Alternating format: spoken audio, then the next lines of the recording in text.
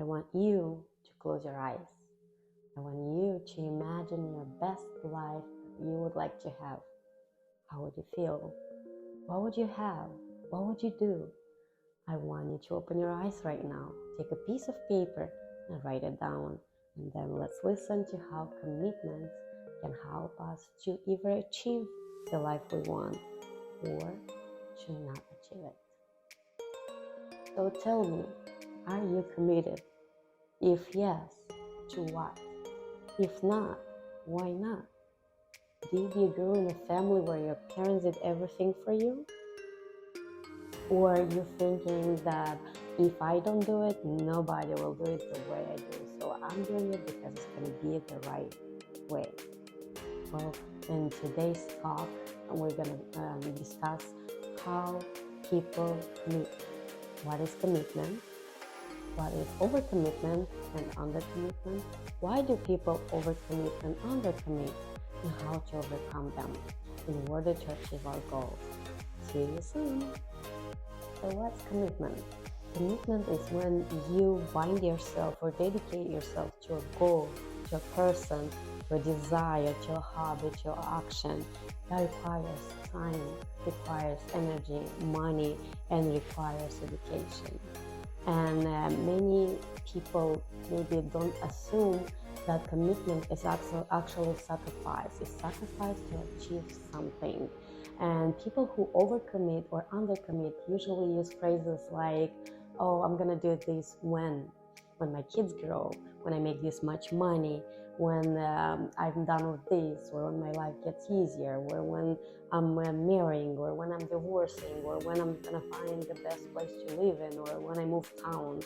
And many people also think that they are committed to their goals, when in reality they're not. Some people would say, well, I want to get a PhD. But when they think how long it's gonna take, or how much time you need to invest in learning, or how expensive it is, they just give away that dream. They just say they want it, but they don't actually want it, because when you want something, you go for it. You achieve it. You don't care how much time it takes, how expensive. You just really want it. And others say that they want to be a millionaire, and when they find out that to be a millionaire, you actually have to work hard. You have to sacrifice things, work weekends. They say, no, I don't want to work for it. I just want to win the lottery. Moving forward from what is commitment to the second point of our talk, what is undercommitment or overcommitment. So to see if you overcommit or undercommit, you can look at these criteria. So people who overcommit usually think that they are the only one who can do it. If they do it, it's going to be done right. If not me, then who? I've done this all my life. Why not this time? And I don't think people can handle if I don't do this. They will get angry, upset, or maybe won't talk to me. And people who undercommit usually go like, why me? I can play right now. I'll do it later, because look how fun it is now. I'm going to a party. I'm going to watch this TV show. Who cares? So we see in one hand, we have someone who thinks, I must do it. On the other hand, we have someone who thinks, why me? So when you think about it, think, where are you? What is your group? Is your overcommitment or your group is undercommitment? And now let's move to the third point of our talk, which explains why people overcommit or undercommit. So why do people overcommit or undercommit? The short answer is that I am the only one who's gonna do it. There are others. So people who overcommit usually think that I'm the only one who can do it. And they grew up in a family where one parent was doing everything, absolutely everything for everybody. One parent would be doing all the chores while other people would play, while other people would go out. A parent who would never be like feeling like they can't take a coffee break with friends, or they can't go to a movie or maybe a night out because they have to do all these chores, and by the time they're done, they cannot, or you don't have the energy, don't have the willingness to go. So, and also they think that if I do it, then it's going to be the right way and I don't have to overdo it. or they can think that if this person does this, it can actually make it worse or something. So they have to do it. It's in their brain that they're the only one who have to do it. People who undercommit, on the other hand, who in a family where the mom or dad or the caregiver was doing everything for them. Oh, you're hungry? Don't worry. Go do your thing. I'll make you a sandwich. Oh, you need this? Don't worry, mama's gonna go and buy it for you. Or they grew in a family where they were told, don't do this. You can't do this because you're gonna mess it up. Or who vacuums like this? Do you know how to wash dishes? Why not you learn? They are feeling that if they do something, it's gonna go wrong. Also, people who undercommit usually don't understand what the commitment about. Maybe the commitment is actually too much for them or too less, or they don't understand it. They are afraid that commitment will turn into obligation. And we can see that in people who don't want to marry or they don't want to do something, achieve their goals, because they think that if they are the way they are right now, they are not trapped in a box. They are like, today I'm here, I love you, I do this for you, but tomorrow I can just move and go. On the other hand, they think if they are married, they are trapped and they have no way out of it. Or if they commit to a thing, they will feel like, oh, if I don't do it, then those people will get upset, sad, etc. And people, they just think they cannot do it. Like, I'm not the one to do it. I know from my whole life that I just fail. I can't. Every time I do something, I touch something, it's a disaster. And we see that these two different things, two different way of seeing things, it's based on what we learn as kids and what we think or how we perceive ourselves after we grow up and do things. So now let's go to number 4. So how do we overcome overcommitment or undercommitment? This is the last point of our talk, number 4. And in short, when you overcommitted, you need to allow yourself to share your chores or commitment with others. It's going to be fine. It's going to be okay if someone else does it for you. It's okay if it's not going to be as perfect as you want. It's okay. And undercommitment, you need to get informed. You need to get informed because maybe what you think that your commitment is, it's not like that. Maybe it's not as scary, not as obligatory, not as forceful. You need to get information in order to see what exactly is your commitment you're going to commit to. So the 4 key points to keep in mind is that commitment doesn't mean obligation, especially obligation or commitment to bad things. Number 2 is you always have a choice. You can choose to commit or not.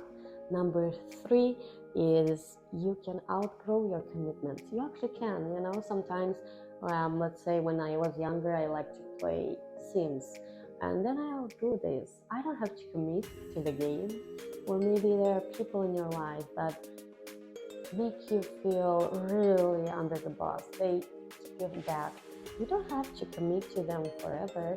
I know it can be family, it can be someone dear to you, but you can express your feelings, and if they don't understand that, you can limit the talks, the types of talks you have with them. You can limit the time. If you cannot limit the time, just focus on things that are not making you feel under the bus. And number 4, nothing happens if you don't do it. So you have to understand that if you have big goals in life, then nothing will happen if you don't do something for it. If you're committed to things that are not important. So I'm going to take my notebook as always, and I'll read to you 4 questions that you have to ask yourself.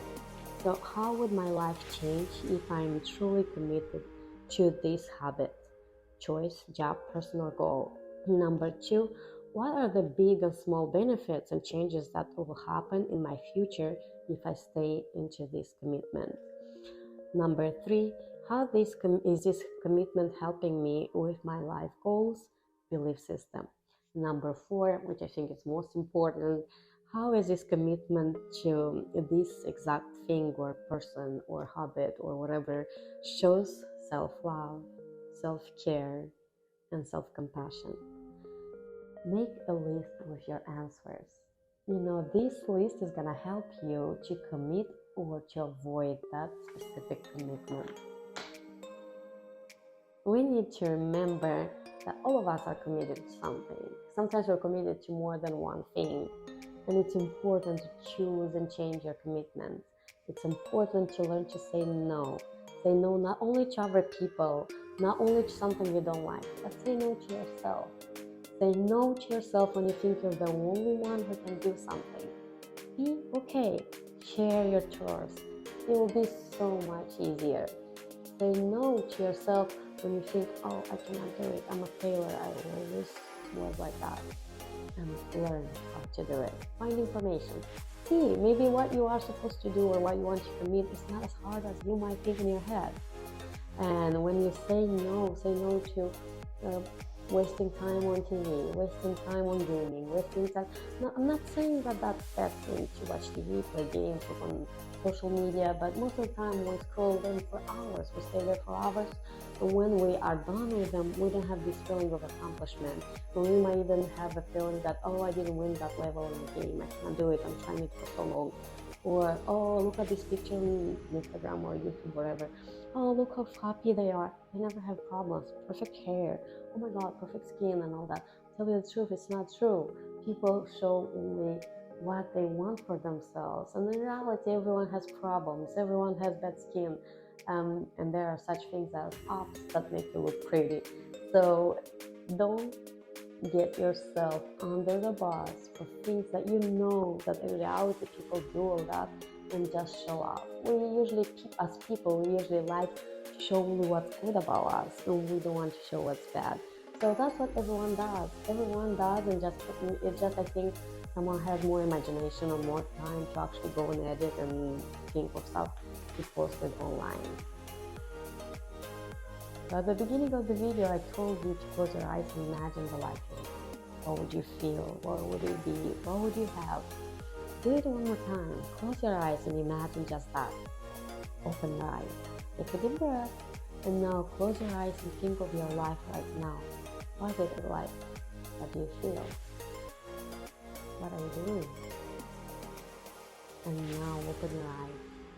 Write it down. Compare these two things. Compare your future life and your present life. Compare them and think, what do I need to change to get closer to the life I want? What do I need to commit to get closer to the life, to the feelings I want? What do I need to take off? Throw out the window, say no to, in order to have time to get to where I want in life. So always remember that before you can see it in real life, you have to see it in your head. You have to see it in your mind's eye. You have to imagine it, to want it so hard. It will push you to actually change your commitments, your goals, in order to be there. So thank you for watching. I really enjoyed talking to you about commitments. I hope it helped. And please subscribe, comment. You don't have to, but it helps me a lot. And I also promote the video on YouTube. And yes, it does make me feel happy that I can share something with other people. Thank you.